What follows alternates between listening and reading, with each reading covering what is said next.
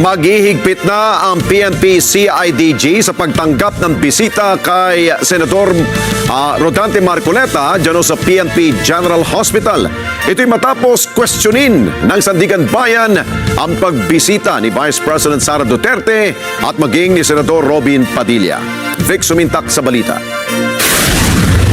Nagpaliwanag ang Philippine National Police Criminal Investigation and Detection Group o PNP-CIDG sa Sandigan Bayan kung bakit nakabisita kay Senador Rodante Marcoleta sa PNP General Hospital sina Vice President Sara Duterte at Senador Robin Padilla.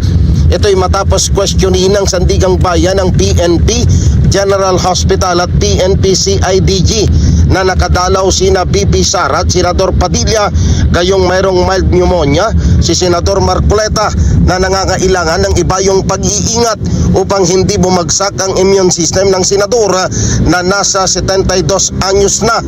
Sinabi ni PNP-CIDG National Capital Region Director Colonel John Giagi na si Senador Marcoleta mismo ang nag-request na makadalaw sa kanya sina VP Sara at Senador Padilla na pinagtibay ng direktora ng PNP-CIDG na si Major General Robert Morico II. Ayon kay Giagi, habang nasa kustodiya ng PNP-CIDG at PNP General Hospital si Senador Marcoleta ay hihigpitan na ang pagbisita dahil ang pangunahing concern ng pambansang pulisya ay ang kalusugan ng senador. Actually, nire-restrict nga natin kasi nga may pneumonia. Kasi syempre, sinasabi nga natin, mababa na yung immune system niya, kaya nililimitahan natin yung visitors niya at the same time, yung tagal ng pagbisita doon sa kwarto niya, doon kay Senator Marcoleta. So as not to endanger or mapalala pa yung kanilang kondisyon. Niliwanag naman ni Giagi na maliban sa immediate family at legal counsel ni Senador Marcoleta, hindi na basta-basta papayagan ang sinuman na mabisita ang mambabatas.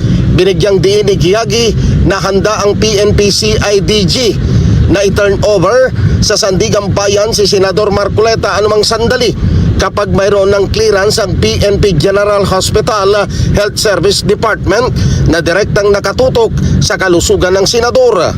It's up to the PNPGH kung kailan po pwede. At kung bukas makalawa, sabi nila is pwede nang i-commit. Then the CIDG will do its role na i-commit siya sa Sandigan Bayan. It's up to the PNPGH to give yung clearance for us to do our role.